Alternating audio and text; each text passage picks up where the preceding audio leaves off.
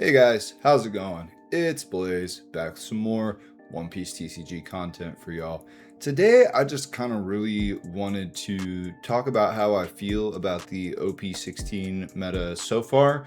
I know we're only a couple weeks in, and obviously since it's a lot more kind of concurrent than we're used to having our metas being with Japan, there's definitely still some solving for a lot of these decks that I don't think we've fully gotten there yet. I think it'll probably take a couple more weeks before the meta really solidifies into what it's gonna kind of end up being for the next couple months. But so far, I think we're actually in a really good place here. Before I continue on, just want to say shout out to Binge Party TCG for sending us this awesome binder. If you want to be entered to win this binder, potentially, all you got to do is like the video and subscribe to the channel, as well as leave a comment on what you think about the OP16 meta so far. But yeah, I mean, overall, I think this is a massive course correction from what we saw in OP15, where we had just the extreme power creep of a couple of colors in the meta, kind of just shifting everything around them in a way that felt really repetitive and kind of unhealthy. And it seems like we're on this kind of on and off cycle with the power creep. We seem to get one set that massively power creeps the game to an absurd degree where it pushes a lot of the previous decks out, and then we get another set that follows that up and kind of augments it with a wider array of leaders that have kind of been designed around that power level. I'm not sure if that's intentional on the part of Bandai, but it does seem like a pattern that we're seeing with every other set kind of introducing a large new power increase and then supplementing it.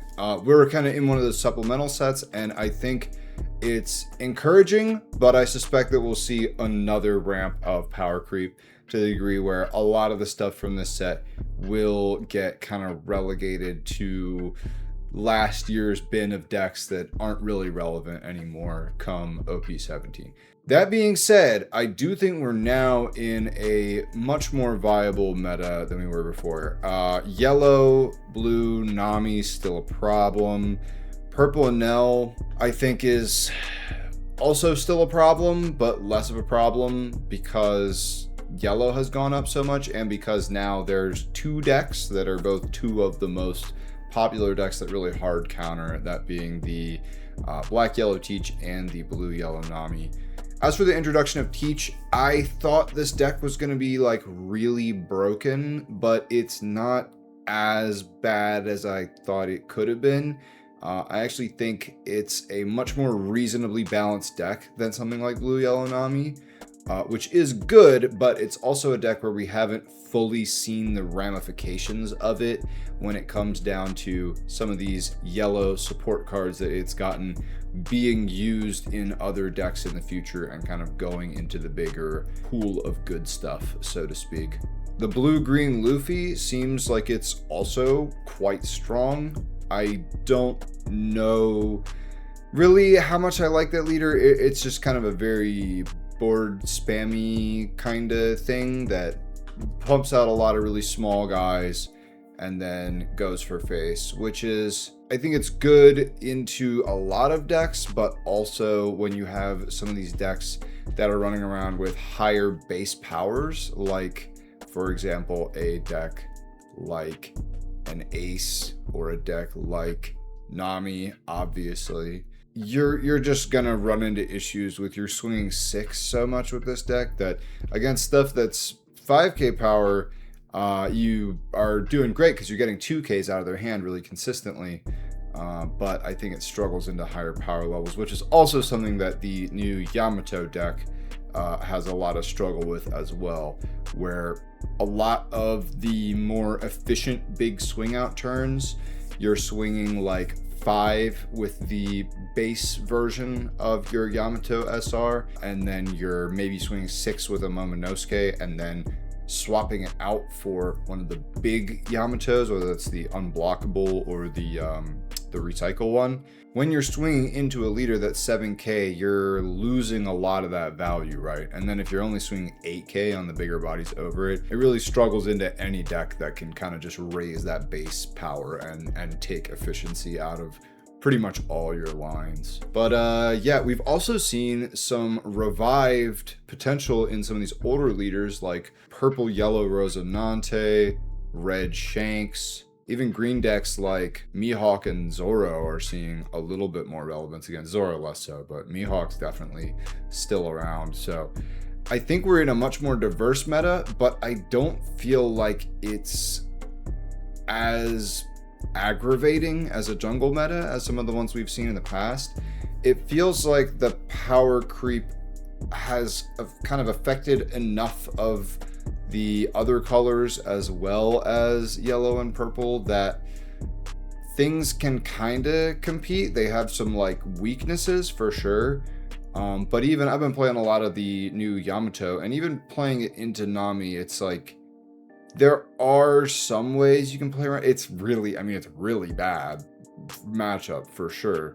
And I think if Nami stays like the most popular deck, then, you know, a deck that's really bad into it is going to suffer a lot. But the only real problem deck I see in this format right now is Nami. But it does put the format in this kind of weird precarious place where I don't think they can hit Nami too hard either, because if Nami gets a major downgrade, well, then Enel's a problem deck again.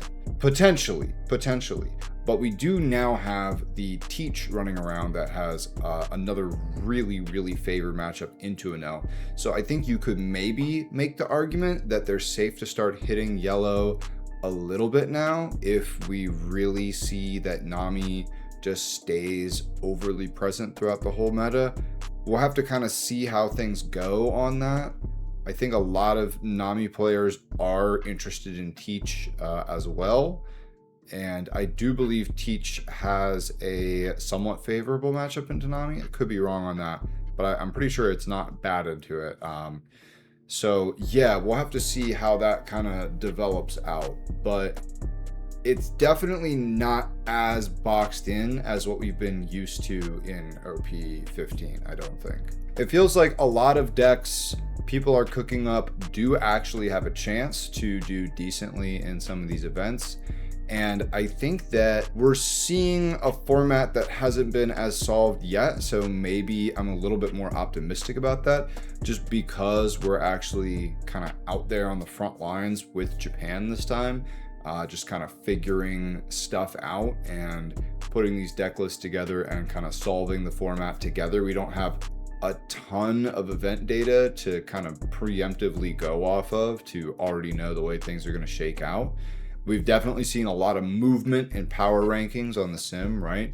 You're seeing different leaders kind of shoot up and down over the course of the first couple of weeks here, including the like pre-play week 0 sort of period stuff, where we had that unique queue on the sim, right, for OP16 specifically. So based on what we've kind of been seeing there, it definitely seems like stuff's moving around and people are figuring stuff out as we're going here still, for sure. And it could be that the meta shifts into a much more dominated kind of couple deck triangle, you know, situation. But I mean, when you look at the matchups and when you look at what leaders are seeing success, it seems a lot less cut and dry than it has been in the past. I feel like the whole kind of top 10 of what we're seeing on the power rankings is all decks that theoretically we could see top events. I do think Nami is going to be really omnipresent in a way that is going to get super old. Like, I think if you're going into one of these events, you almost have to expect to see kind of a lot of Nami and a lot of Teach as well. So we're definitely in a position where yellow still feels extremely dominant. I think Enel, I don't see Enel sticking around as much, just because if the top 3 decks are Nami, Teach, and Enel, well, 2 out of the top 3 decks are gonna beat you up, right? So unless you get very lucky and you don't run into any of those, the fact that you win against everything else in the room like almost doesn't matter, because the top meta, it's not a triangle, right? It's like 2 versus 1. Like you've got the 2 top decks, both just kind of crush Enel with, I think, like a 30-70 like matchup against it. So I do kind of think that Enel is going to start to fall off, and I think we started to even see that towards the end of OP15 with this last regional we saw last week, where none of the Enels actually made it into, I don't remember if it was top 8 or top 16, but on the end of the day, you know, it was not Enel who was sticking around into the finals, and that was an OP15 regional, right? That was despite the fact that it kind of came in after the new set was sort of out and people had been cooking a lot for it and people were playing a lot of OP16 decks. That was not an OP16 format regional. So if Enel's suffering even there, I believe that we're going to see even more dramatic of a kind of shift in that direction in OP16. I've thought that Nami is the best deck in format for OP15 for a good bit, and I don't really see anything that changes that in OP16. I don't think it's really gotten any super terrible matchups that I can think of.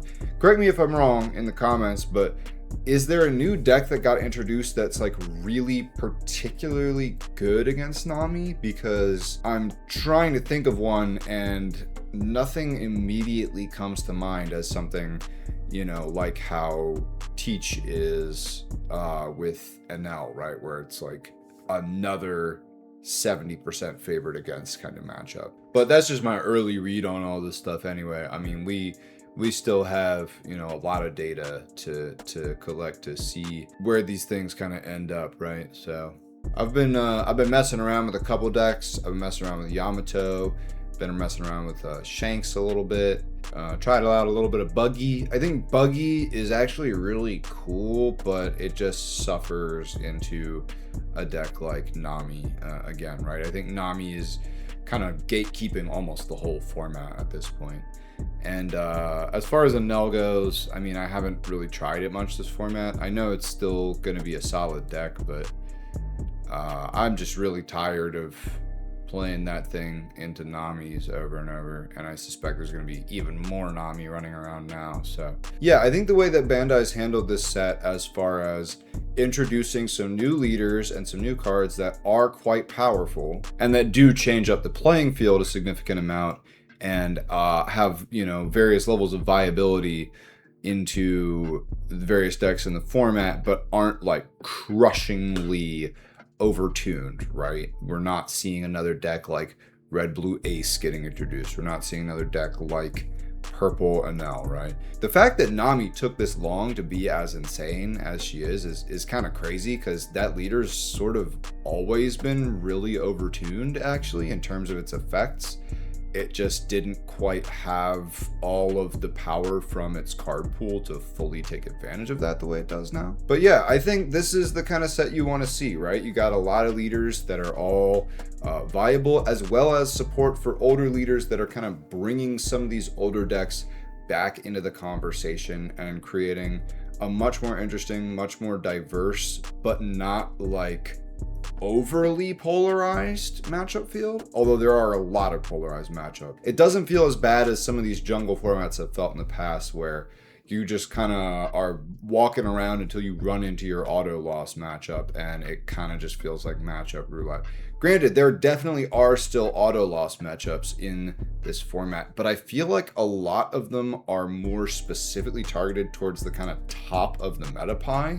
So you're seeing a lot of those really, really harsh matchups kind of concentrated more towards the top 5, and a lot of the more polarized stuff is kind of like the new set versus the old stuff, where a lot of the old stuff is actually really, really good against the new stuff, but then there's also new stuff that cancels out the old stuff, so it like sort of works out a little bit better than I think we've seen in the past. Now, This is with a not very much experience playing in the format, right? Like, I have not even made it out to more than a single locals since I've gotten back from Japan, and work is crazy right now, so I don't know how much I'm gonna be able to play outside of just hopping on the sim every so often. But when I am playing the sim, it feels like I'm getting diverse matchups and I'm having the ability to like play into a lot of them in more fun ways outside of Nami and NL. Nami is just a problem.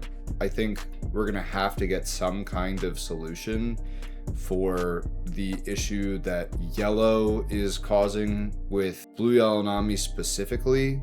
I'm not really sure how they're going to solve that issue without limiting cards in the deck that feel like the deck actually really does need them to function the way that it's supposed to. We'll see what happens, but I will say I am much more renewed with faith in the format and the way that Bandai is going to handle introducing new leaders after this set. This feels kind of like OP14 Part 2, and I do consider that to be a good thing. Now, will OP17 be kind of a sequel to 13, and we go through this whole on again, off again process all over through the second half of the year and into 2027? I don't know. We'll find out. It definitely seems likely, but yeah, I'm interested to see where they take things. For now, OP16 is giving me a lot more hope for the game. I hope y'all are enjoying the format so far too. Let me know what you think down in the comments, and until next time, peace.